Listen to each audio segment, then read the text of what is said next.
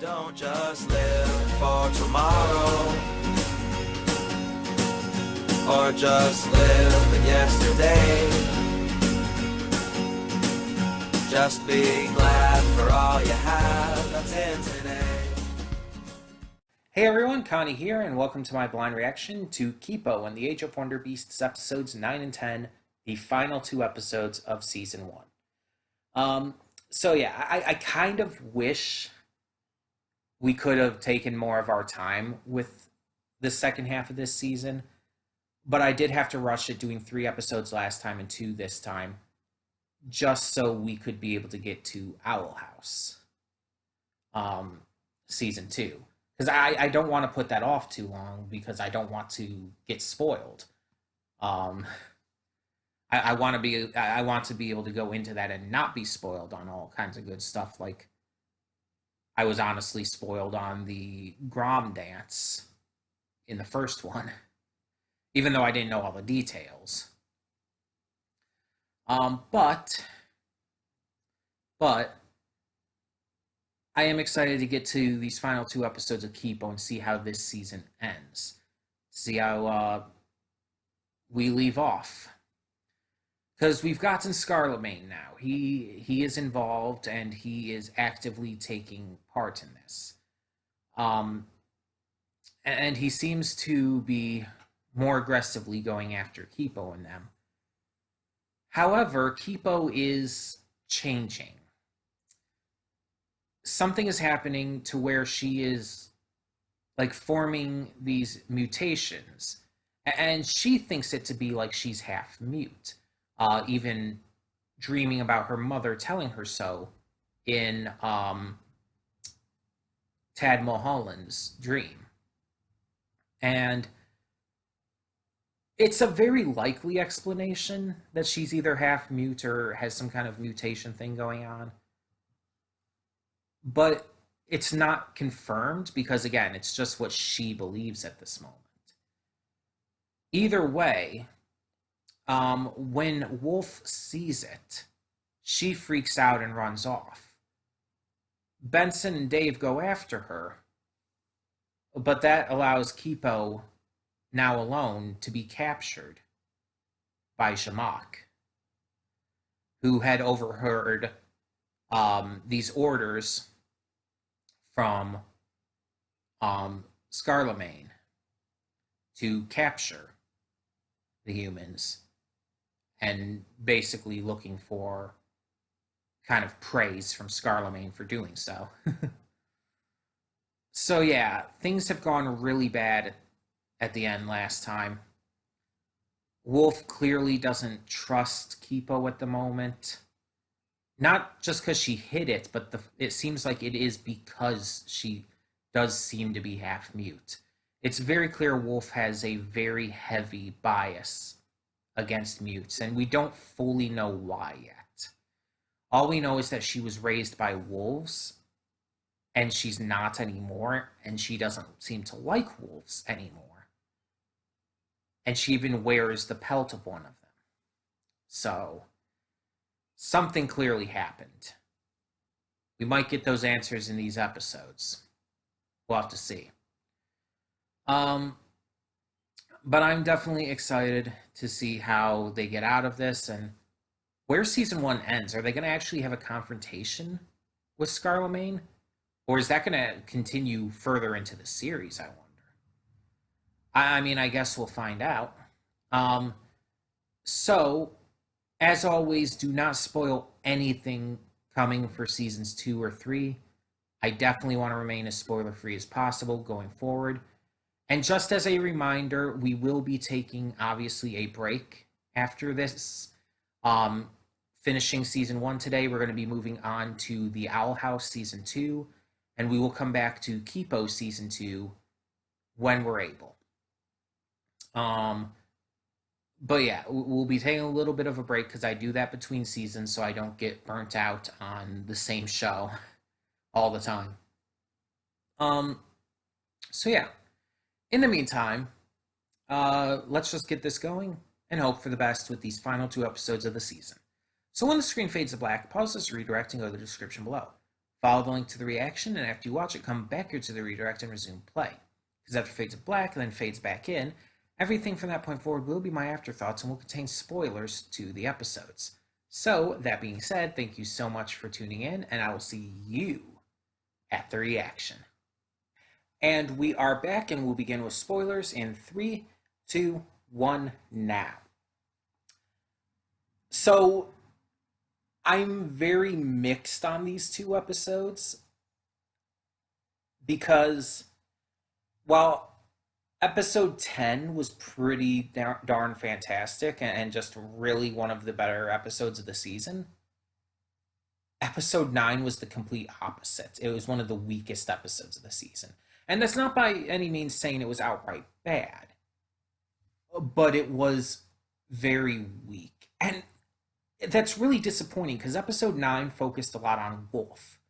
Not only on the aftermath of what happened with her and Kipo and their temporary separation because of Wolf being upset at Kipo lying to her, which I'll get to in a minute as to the reasons and the flashbacks and all that. But it also did center around Wolf's flashbacks on finding out the history of what happened to at least some degree. We didn't get every bit of information, like who the belt belongs to, but even though it might be who she thought was her friend in the pack. So let's talk about this. Episode 9 was boring. And that's that's one of the biggest reasons why it's one of the weaker episodes of the season for me. It was just extremely boring. And there were really 3 parts to it. Wolf and Benson, Wolf's flashbacks, and Kipo and Jamak. And the only part that I even slightly found interesting was Wolf's flashbacks. And I'll get to that last. Let's talk about the weaker parts of the episode first. Kipo and Jamak was completely uninteresting and didn't amount to anything. Other than like the entire thing about Jamak kind of letting them go in the end, and it didn't really amount to anything. It didn't like change anything. If that entire plot point was taken out, it literally would not have affected anything in the story. But even outside of that, it just wasn't that fun or entertaining. Jamak is honestly one of the weaker antagonists of this series. He's just not that fun. So it's like his role here just it didn't interest me. Pretty much that entire section of the episode was dedicated to playing keep away. Jamak trying to deliver Kipo to Scarlemagne while keeping her away from all the other mutes who wanted to do the same. And that's pretty much it. That's all that really like mattered to that section.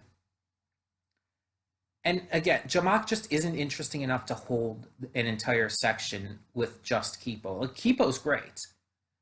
But with just those two pretty much working off of each other, and I guess Dave as well, but he does. Dave works better when Benson is actually on screen with him. He doesn't work as well on his own or with others. He and Benson kind of need each other to work off of each other well. For Dave's sake. Benson works fine otherwise, but yeah. So Dave didn't really impress me there either. The entire section of Benson chasing after Wolf and trying to get her to see that Kipo is still Kipo, no matter what, and everything, again, was just boring. Not much of anything seemed to happen, and the little bits that did, just, I didn't find that interesting or that fun to watch. Because it was pretty much, especially when we found out that it wasn't due to a hatred of mutes, but because Kipo lied about it and hid it, it just feels like we've seen this before. We've seen this kind of thing plenty of times before. I feel like it would have been better if it was just a general hatred of mutes.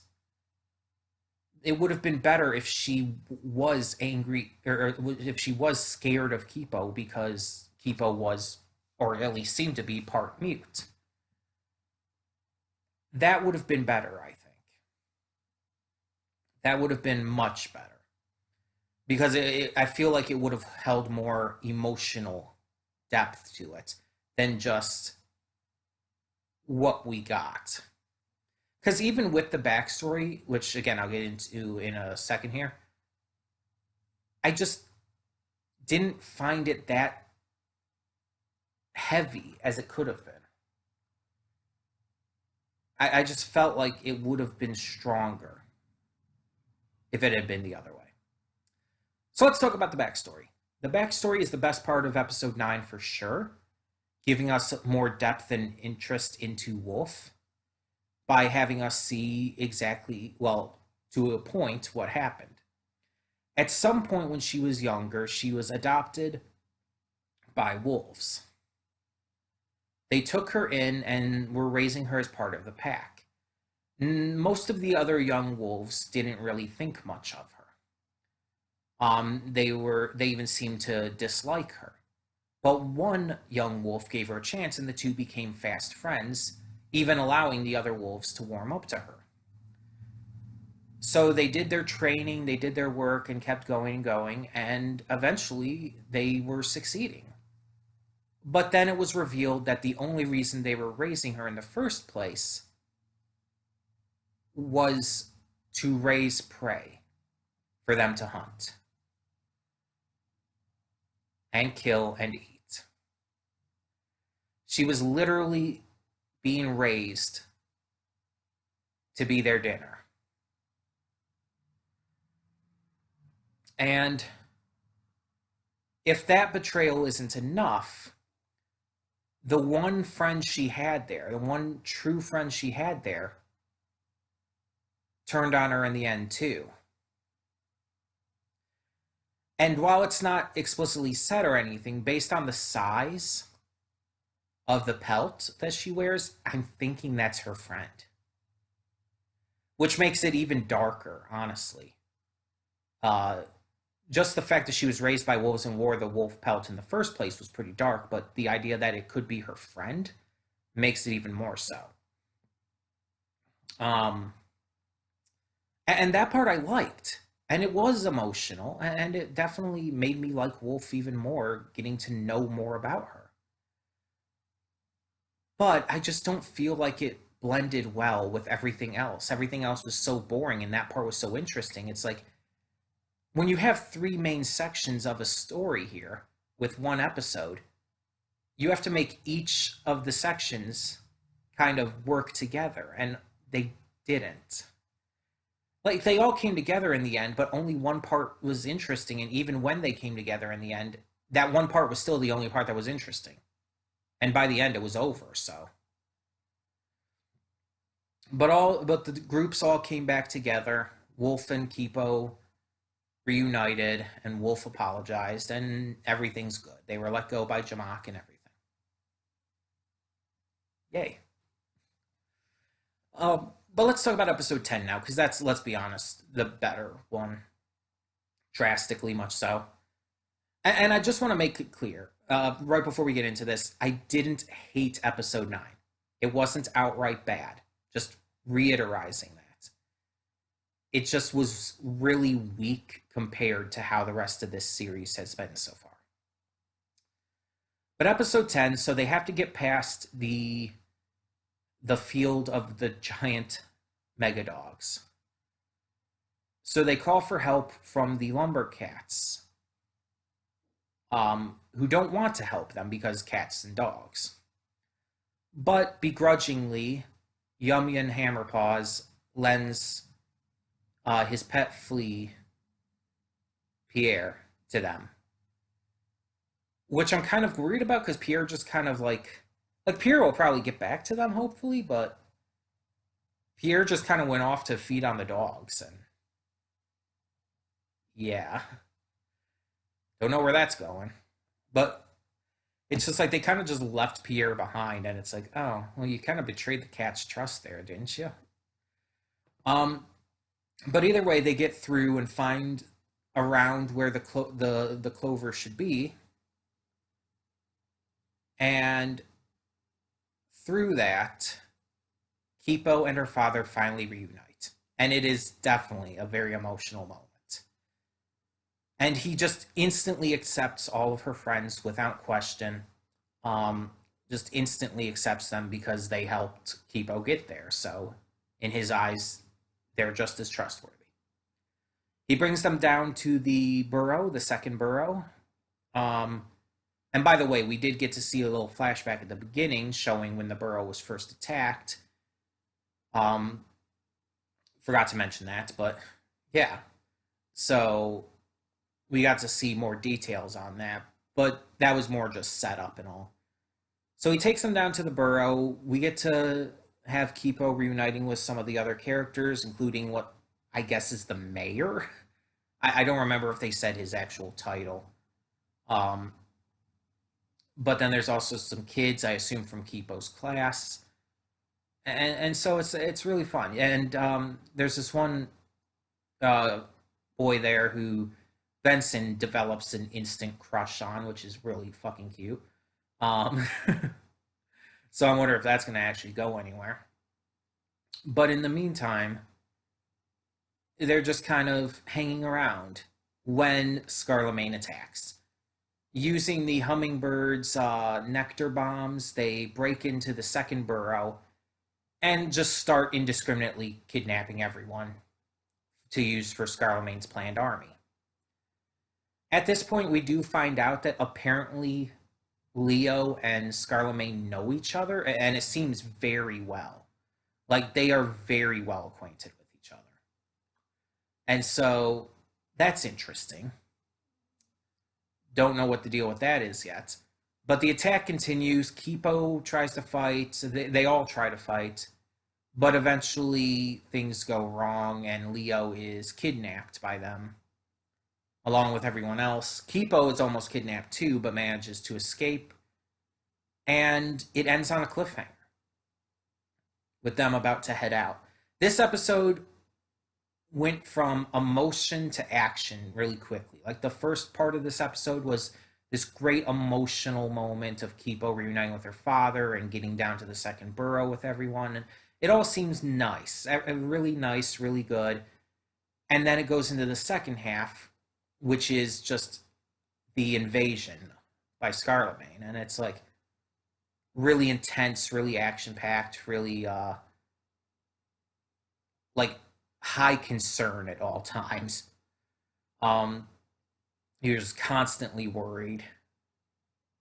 And yeah, it ends off on a cliffhanger, and it's like it feels unfair. Kipo and her father just reunited, and now he's been kidnapped by Scarlemagne. So season 2 is going to be fun. But like I said before in the pre-thoughts, we are going to be taking a break between seasons 1 and 2. And for now, this slot will be filled by the Owl House season 2. But I really enjoyed this final episode, even if the episode preceding it wasn't as good to me. But I would love to hear your thoughts either way. So tell me down in the comments below what you thought of these final 2 episodes of season 1 of Kipo and the Age of Wonderbeasts. And thank you so much for tuning in. Like I said, we will be getting to season 2 without question. I really have enjoyed this series. This season was fantastic. We will be getting to season 2 eventually, whenever basically a donation reward slot on either Saturday or Sunday opens up next. So yeah, we'll see. We'll see. So in the meantime, thank you all so much for tuning in. And for now, I'm Connie, and I'm signing off. See you all next time.